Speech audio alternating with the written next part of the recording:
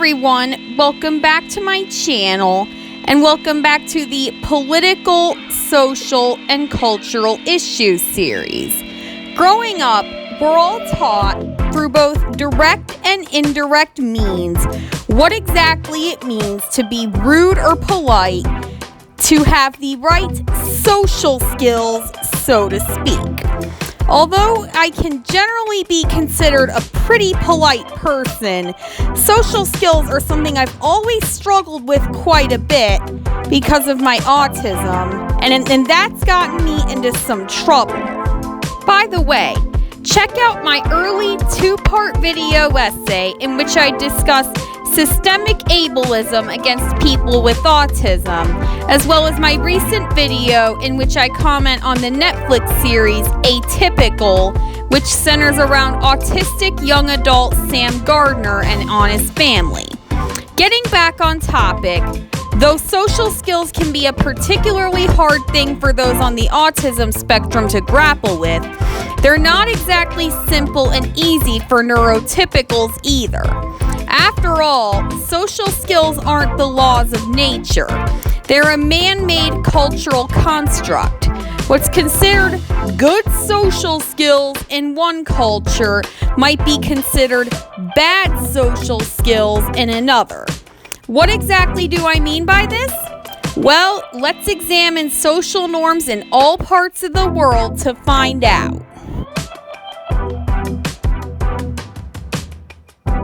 As always, we're going to start with American culture's rules of etiquette, the ones I was raised with.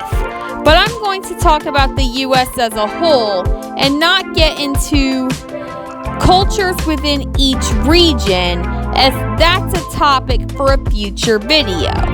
Although the United States has influxes of immigrants from all around the world, they and their descendants generally all contribute to America's unique culture. From some perspectives, American interactions are quite informal, almost showing disrespect. But rather, this is meant to reflect the American belief that everyone is equal.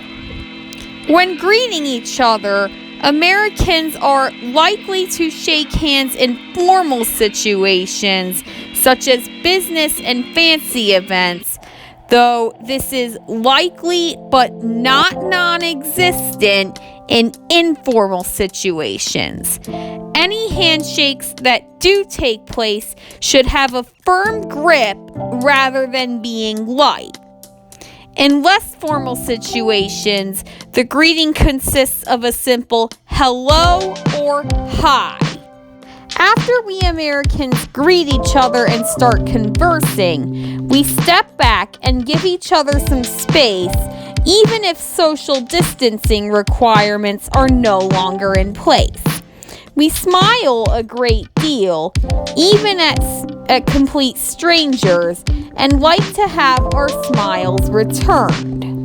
In America, sticking out the middle finger is considered a vulgar gesture, as it's meant to symbolize the F-bomb.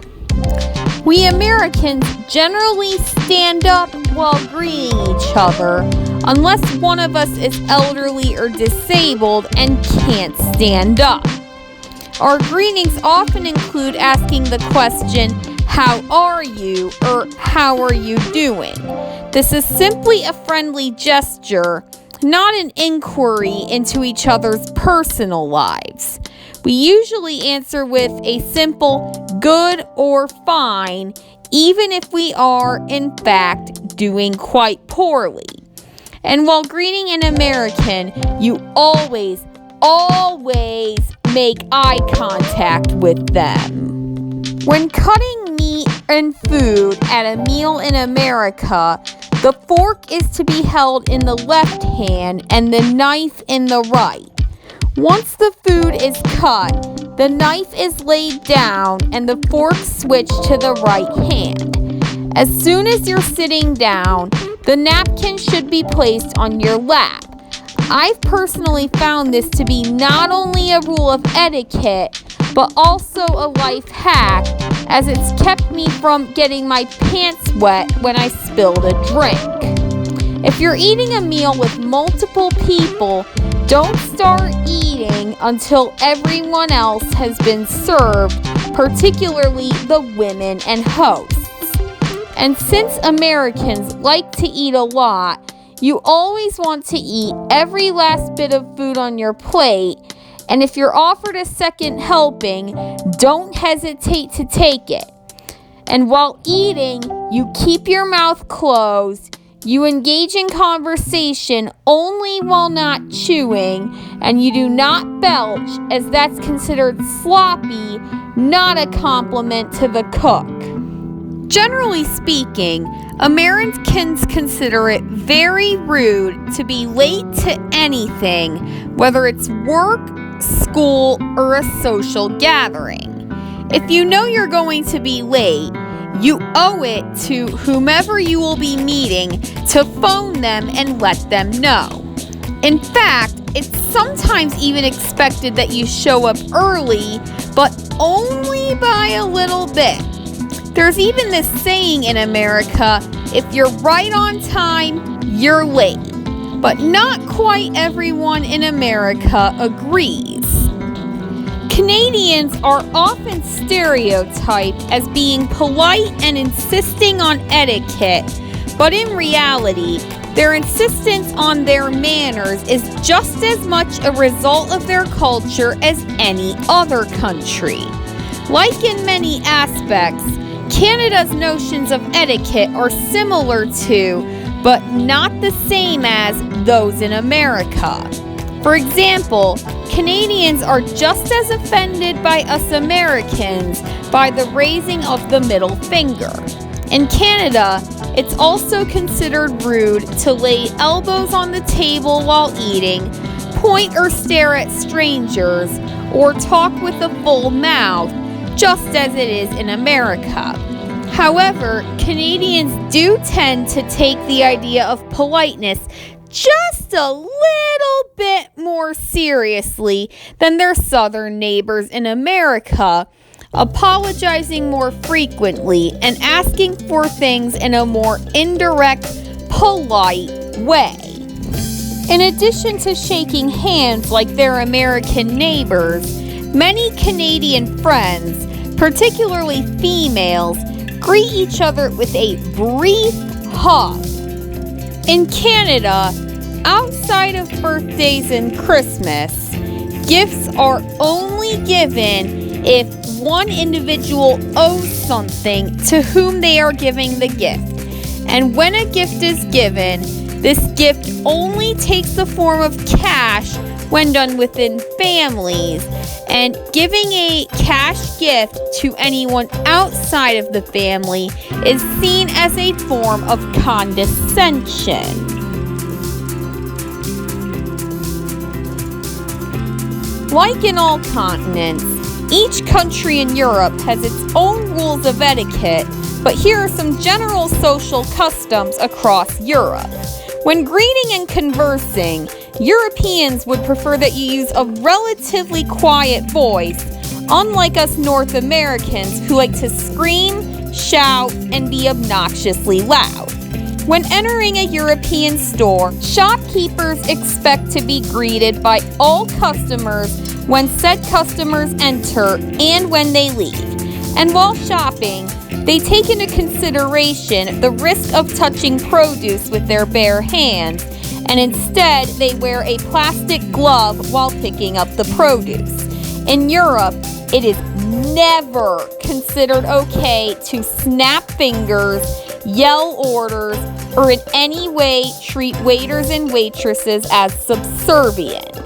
At restaurants, servers believe it is rude of them to rush customers by bringing them the bill, so when you and your party are almost done eating, you need to ask for the bill. And when paying the bill, they really appreciate it when customers give exact change. In France and other countries in Western Europe, There's a notable greeting custom that consists of kissing each other on the cheeks. But when greeting someone you've never met in France, don't kiss them unless they kiss you first. And the kind of hugging that is so common in America is generally considered taboo in France. There, it's also considered rude to show up right at the designated time. Always arrive either a few minutes early or a few minutes late. The only exception is for formal company and business meetings. When going to a dinner or party in France, always offer to bring a dish or drink, and if they tell you not to bring anything, bring it anyway. The best conversation starter at a French meal or party is to ask the cook about their methods, but any conversation topic works except that of money. Don't ask French people what they do for a living or rant about your personal financial struggles, because the French value love and learning over cold hard cash. Unlike in France, where it's polite for guests to arrive 15 minutes late, in Germany, you show up right at the designated time. Unlike in America, however, showing up early is considered just as rude as showing up late in Germany. And when you yourself are the host, you plan the event and get the word out really far in advance. And when cutting your food, you do the opposite of what they do in America. You cut with the fork in your right hand and the knife in the left. In Germany, public nudity isn't seen as the big deal it is in other countries, so if you see someone naked out in public, don't stare at them, because they find that rude and offensive. Yes, more rude and offensive than public nudity itself. Only use the phrase "wie geht's" or "what's going on" when speaking with someone you haven't seen in a long time. Don't use it as a greeting, and don't say it to someone you're meeting for the first time, as that could be seen as a nosy inquiry. Italy is probably the European country where the kiss on the cheek greeting is most common. Respecting elders is very important in Italy, just as it is in many countries, and this includes standing up when an older person walks into the room. When leaving home in Italy, they try to dress neatly and respectfully and take their hat off and keep their shoes on. When you get to an Italian's house, the best way to break the ice is by complimenting the host's home or the meal they've made.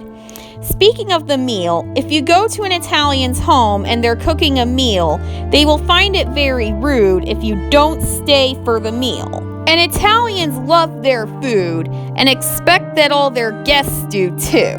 So don't be surprised if your Italian host is constantly filling your plate with food and your glass with wine when it's not even halfway gone yet. But don't start eating until the grace at the table has been said, as it almost always is in this predominantly Roman Catholic country. And while eating, don't put your hands on your lap or lay your arms across the table. Just like in Europe, etiquette rules vary by country, but there are a few things that apply across all of Central and South America. Of all the areas I'm discussing in this video, it seems Latin America is the most comfortable with loud talk and physical touching.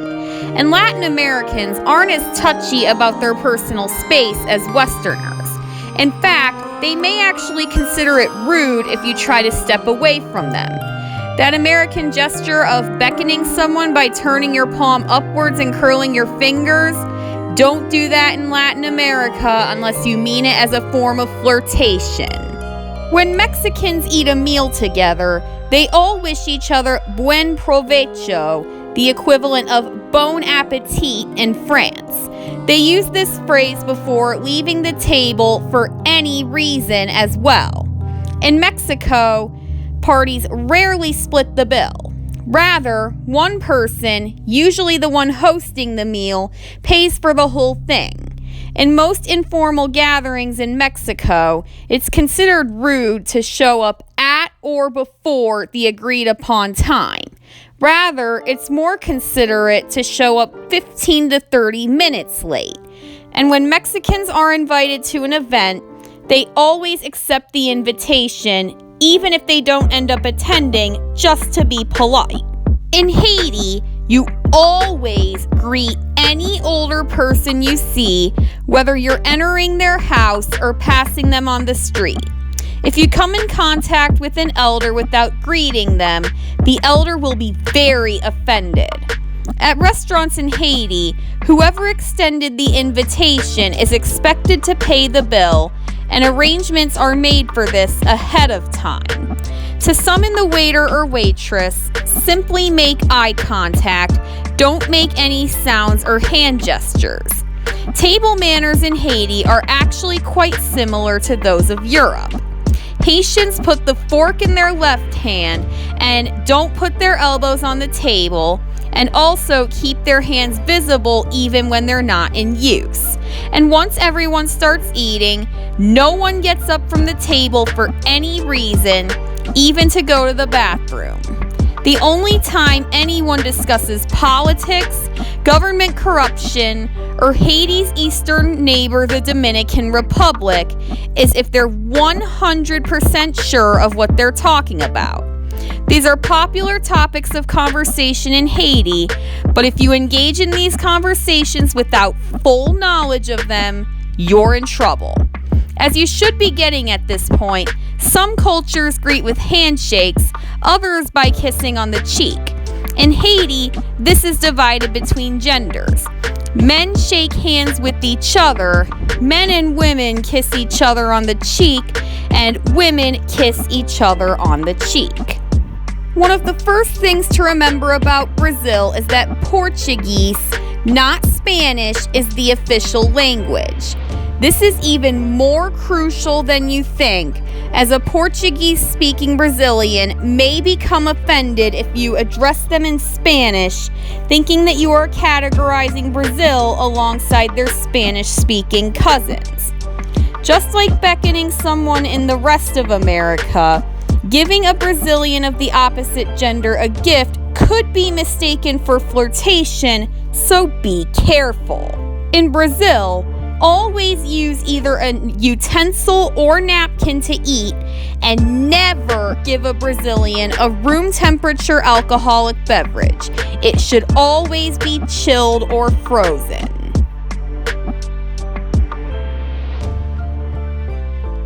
When it comes to social rules in Africa, status and gender are very important to consider. Like in most of the world, shaking hands is a common greeting custom, though in the predominantly Muslim countries of Africa, people are less likely to shake hands with someone of the opposite sex. Either way, don't rush the greeting. Africans see greeting as an opportunity to get to know someone they're just meeting or catch up with someone they already know. Young Africans show respect for their elders by bowing their heads upon greeting them.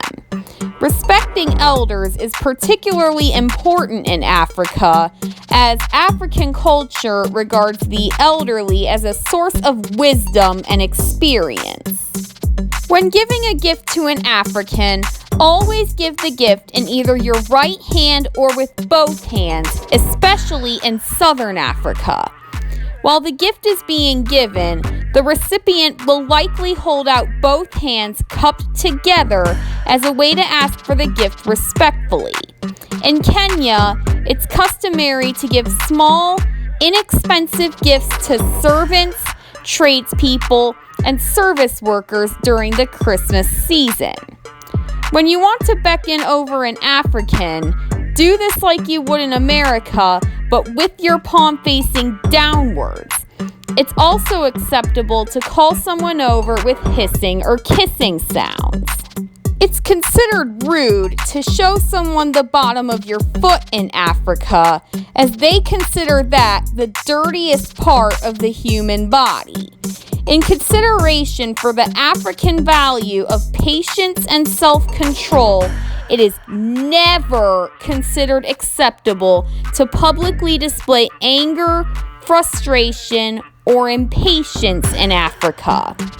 In the Middle East, cultural etiquette has strong ties to the Abrahamic religions, as countries in the Middle East generally practice one of the three Abrahamic religions. In this conservative religious region, any form of PDA, even as minor as hand-holding, is seen as taboo. In addition, both men and women are expected to dress modestly in clothing that covers the shoulders and knees and isn't too tight-fitting. Non-Muslim tourists in the Middle East aren't required to wear a head covering like the local Muslim women, even when visiting a mosque, but for them to do so anyway is still considered polite. Drinking alcohol is forbidden by Islam, yet in some mostly Muslim countries, wine, beer, and spirits can be and are sold and consumed, albeit this can often only be done when a special license is obtained. And if you do drink in a predominantly Muslim Middle Eastern country, only have one or two drinks, because getting drunk is a huge social no-no. Okay, this video is getting too long already, so I'm just going to cut right to the chase and discuss the different sets of social rules in a few prominent Asian and Pacific Island countries.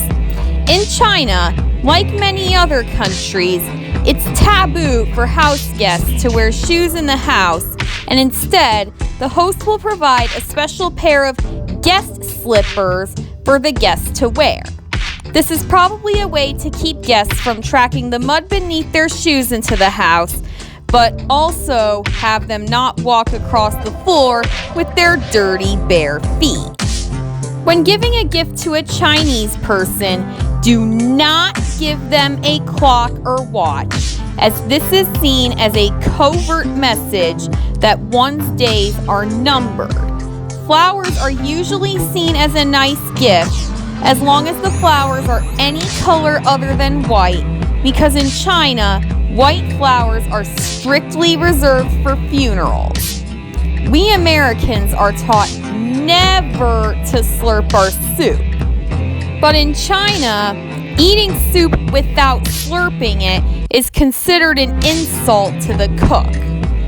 Most cultures agree that children ought to respect their elders, but this is very highly emphasized in North and South Korea. They use a handshake greeting like most cultures, but what sets Koreans apart in this respect is that they have two different handshakes. One that uses one hand and another that uses two hands. The two-hand handshake is always used when greeting someone of higher rank in Korea, whether this is an elder, teacher, or employer. Want a stern talking to about how to treat authority? Greet a Korean legitimate superior with one hand. To get the full force from said legitimate superior, also forget to bow your head slightly. There are very strict rules for how to properly serve and drink alcohol in Korea, but I discussed that in great detail in my recent video, Alcohol Across Cultures. To learn all about this and about similar rules all around the world, watch this video, which you can find under two of my playlists, Politics, Society, and Culture, and the Hungry and Thirsty playlist. And you can also find the link to it below in the description and in the end screen at the end of this video. Many of Korea's rules of etiquette trace back to Korean lore about what is considered good and bad luck, and one of these is a taboo against writing names in red ink. This is mostly because in the olden days, Deceased Koreans' names were written in red ink in family registers and funeral banners, which has led writing a name in red ink to be associated with death in Korean culture. Unity and peace are not the only, but two of the most important cultural values in Japan, and for that reason, when interacting with a group, it's expected that any and all interactions center around the interests and occurrences of the group as a whole rather than one single individual. Generally speaking, Japan is a very considerate country. Japanese children are taught from a young age to maintain the cleanliness of every space they occupy and pass this teaching on to all generations.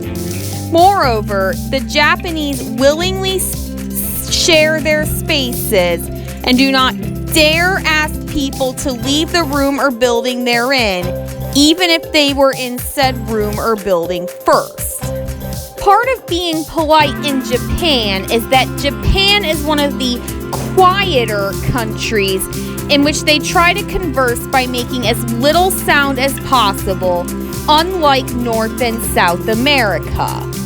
In India, the top of the head is considered the most important part of the body. Therefore, it is rude to touch what Indians consider a very sacred body part. Like in some other Eastern countries, the norm in India is to use the left hand alone as little as possible and generally use either the right hand alone or both hands. When Indians host guests, they make every effort to be as hospitable as possible.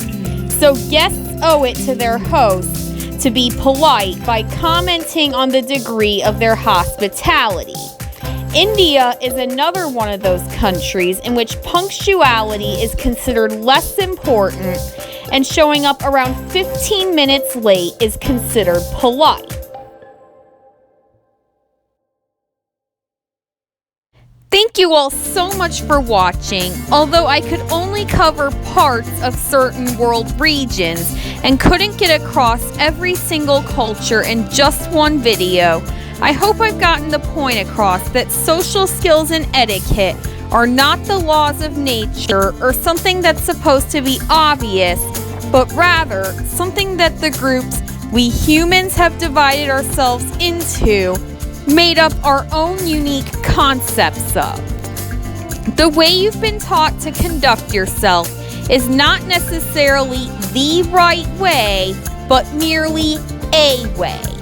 This is a point I've proven in many videos past and will continue to in future videos. To get a good taste of this, you're going to have to subscribe to my channel and add yourself to the, as of now, 92 members of my video essay library, which covers a wide variety of topics, including cultural customs, politics, history, art, music, movies, television, business, food, drinks, current events, and so much more.